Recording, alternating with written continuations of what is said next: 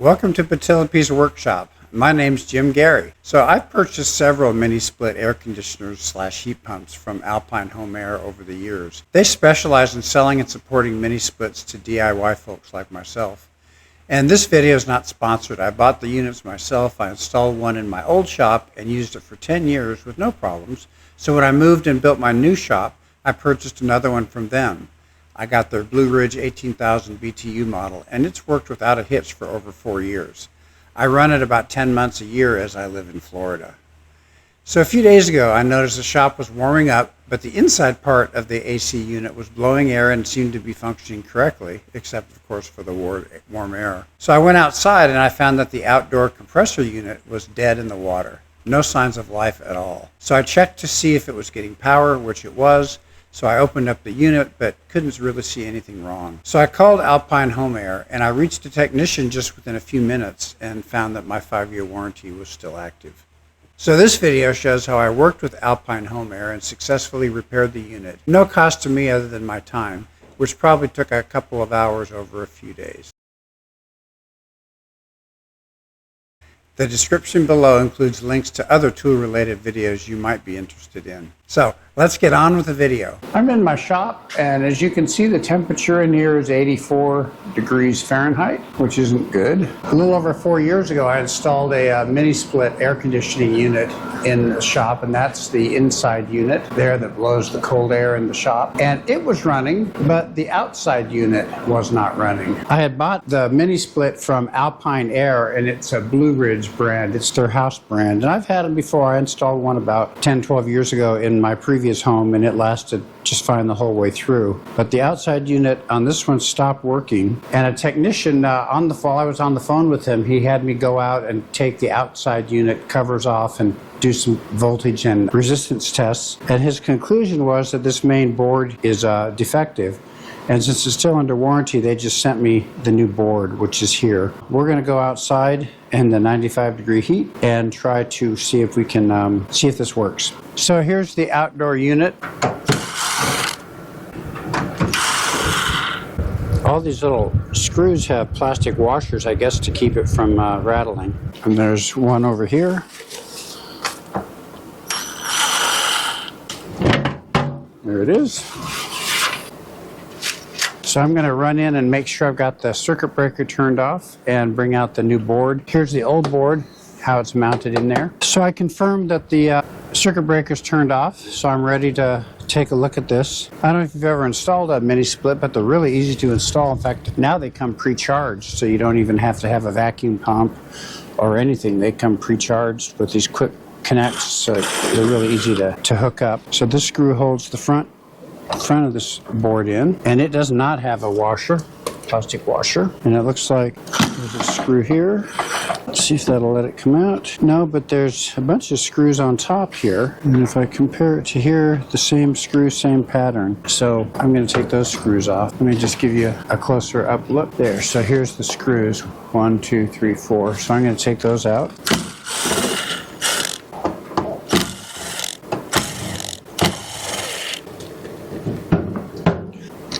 Never hurts to have good still pictures of anything you're messing with. So these are just fed into these clips. Still something holding it over here, but it's coming up. So this one's going to go in this way. So yeah, this wire here has to come out because it'll be routed through here. So let me get that out. That might be what's holding it up. Okay, I'm going to get those screws out. I'm afraid I'm going to lose one. So I brought a little magnet here to pull these screws out. I think they were causing it to hang up. So they're easy to distinguish because they're long. And I brought a flat bladed screwdriver to see if I can't figure out what's holding it here. There it comes. So it looks to me like there's these 5 thick ones that run down. And then there's this little bundle here. And then there's some extra terminals. And they have things in them too. So I'm going to take some of these off. I'm going to take that off.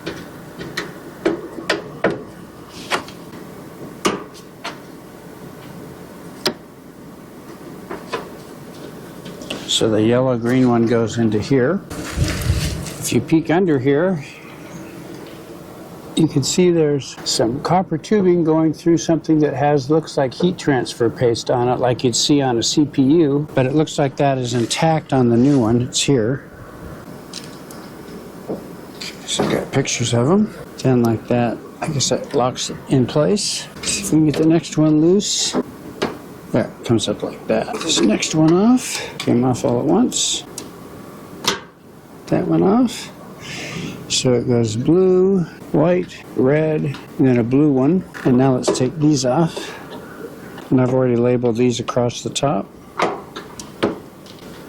Black, brown, blue, and there's a yellow one back here. Okay, that's the yellow and green one. That's this one here. So now let's see what we got. It's that one. Don't really want to pull on the wires. You want to pull on the fastener. I have these great pliers I saw a while back. I bought them. I've never used them, but you just stick them back in there, and it pushes on the tab. You can pull things right out. Getting pretty close. So these three have to come out. Needle nose. Blue to the right. Red's in the middle. And black's on the left. So that clears it. So there's the whole thing. And here's the new one.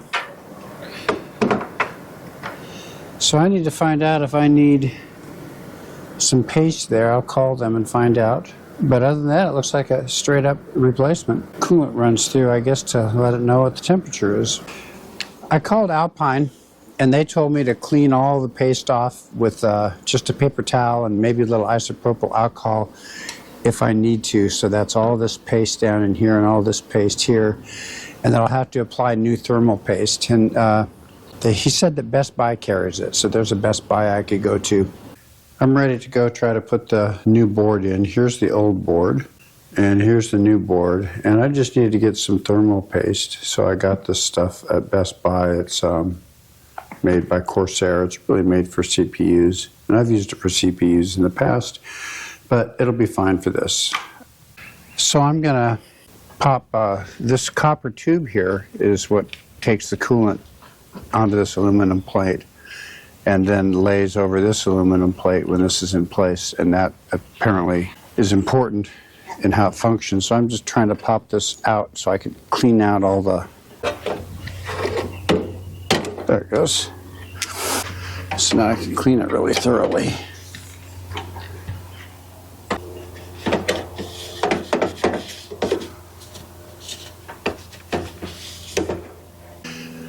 So I'm going to put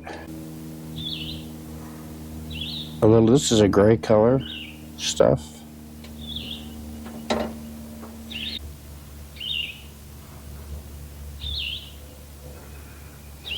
Just 3 grams in the tube, so it's not a whole lot, but normally you're just doing a CPU with it, but it'll be plenty.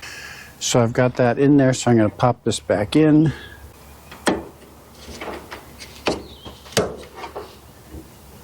And it just clips in. And I'm going to take the front of this off so I can get to the wires. So I'm going to take this off.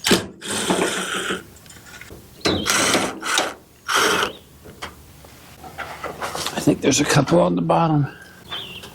Yes.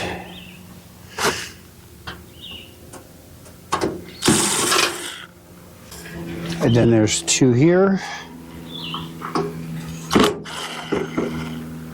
Again, these don't have washers.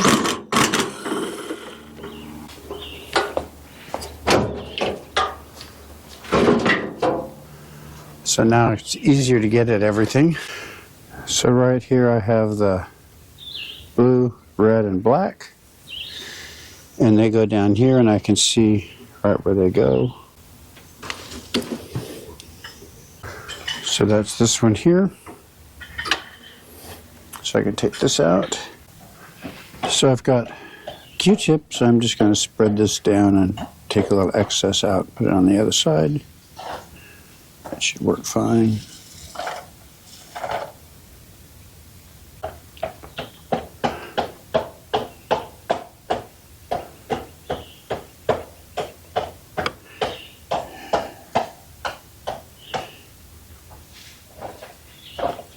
There we go. So I've got my pictures from my camera out. So I think I'm ready to put this in place.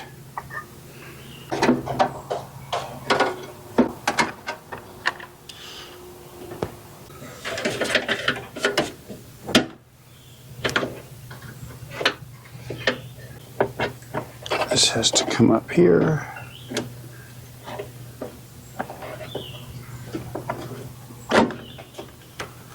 That.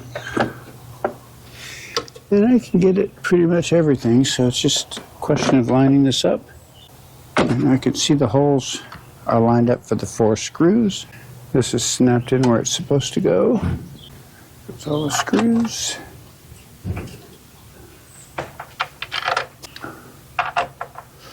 And I'm just going to lightly screw these in.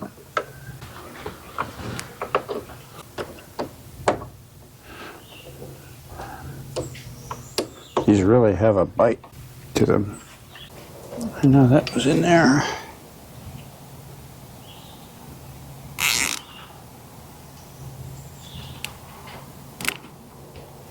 Okay.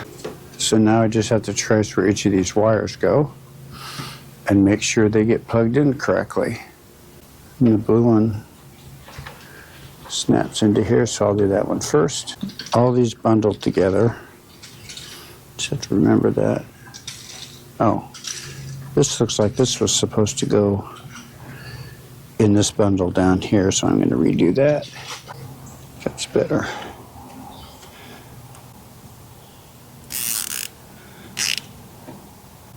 I think all this does is it keeps those wires from vibrating around too much. So let's see if I can get this blue one out. There it goes. So here's the blue one back in. Take the brown one out. I took out the brown and the blue one. I think it's better to slide these all the way, slide this white plastic out of the way so I can make sure these are going in all the way. There. Now I'm sure that one's in. So I'm going to pull the blue one. Oh, I think that one's in, but I'm going to pull the blue one up. Oh, that's definitely in. So the black one's next. Sorry, my hand's in the way.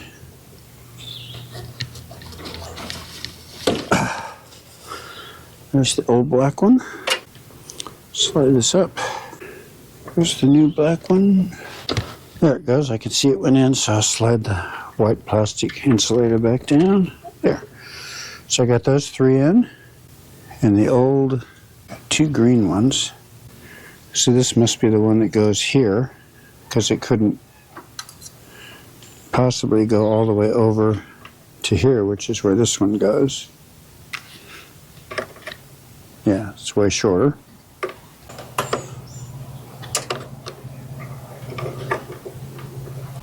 New ground here.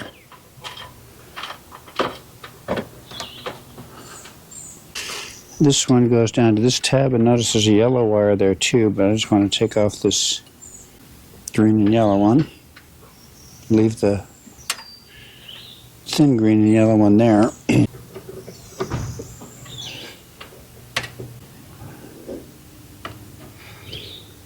So this should release this whole harness here. Yeah, and it's obviously just a ground. Okay.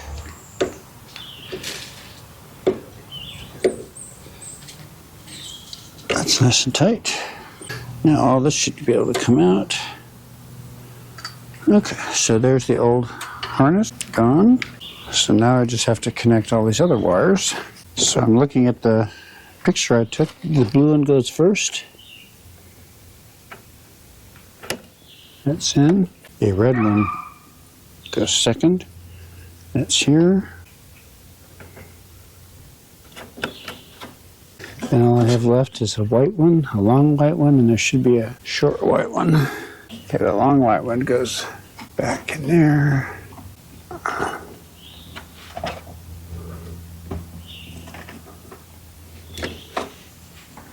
Then this red one goes in there. Oh, I see another pin back there. Oh, here it is. There's another white one. So this one looks like it goes in the back. So when you look back here, there's a white one back in there, and that's for this. Then there's a red one right in front of it. That's got to be this. And I moved this white one out of the way because I know where it goes. So let's see if I can get this red one in the back, or the white one, I mean, in the back. I think what I'm going to have to do is take these screws out so I can lift this up a little bit.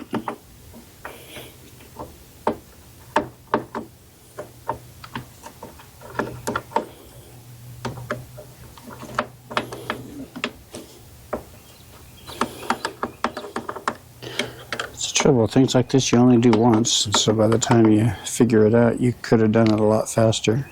So I've lifted this up a little bit so I can get a little bit better view. It's just really hard to see, but there it went. So that one's in. The red one goes in front of it. That one goes in. This red one goes in here. White one, I mean, goes in here. And I believe that's it. I believe all the wires are connected. Drop this back down.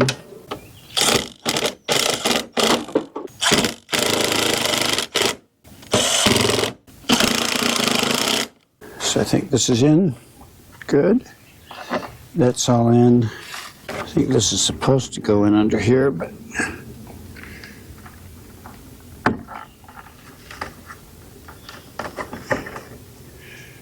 it's okay. I want to tie this up because I don't want pressure on these wires. So I'm going to put another tie wrap. And I'm just going to put a loop around this.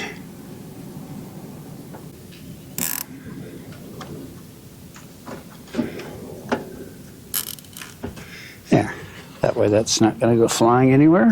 So I believe that's all the wires connected. So what I'm going to do next is get my vacuum out, and I'm just going to vacuum up some of the stuff that was all inside there.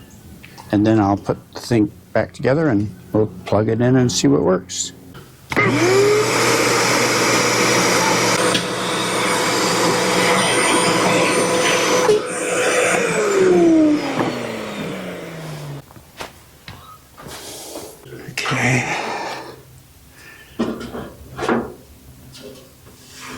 This has little interlocking tabs that you can't see from where you are. Now these interlocking tabs all have to go in here. That's good. Sure everything's together. Yep. So there's these bottom screws.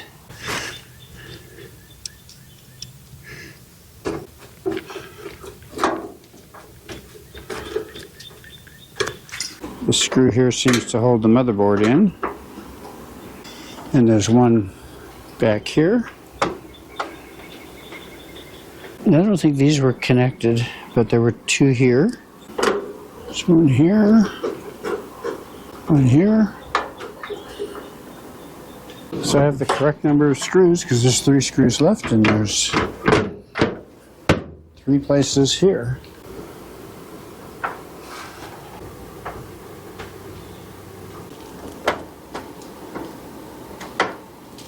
So right now I have it set for 74 degrees, and it was about 86 in here when I turned it on. You can definitely feel cold air coming out up here. And if I go back to the thermometer on the other side of the shop, currently 78 degrees, but I think it will keep coming down. So I'm very pleased. And I have actually turned it off and cycled it back on. And what they said is that outside unit takes about 10 minutes to cycle. So you have to wait at least 10 minutes once you turn it on to expect the power to turn on the outside unit. So it's been 2 days since I repaired this, and as you can see here, the outside unit's running just fine. You can see the fan moving in there. Now, I believe it's 94 outside, and here's the inside unit, and you can probably see it set at 76. It's blowing right on me. I can feel it. The thermometer right on my desk here. Temperature's down here at 70 degrees Fahrenheit in the shop. 40% relative humidity. So that's pretty good. And then up on the side wall, this is the wall that separates the air-conditioned side from the unair-conditioned side.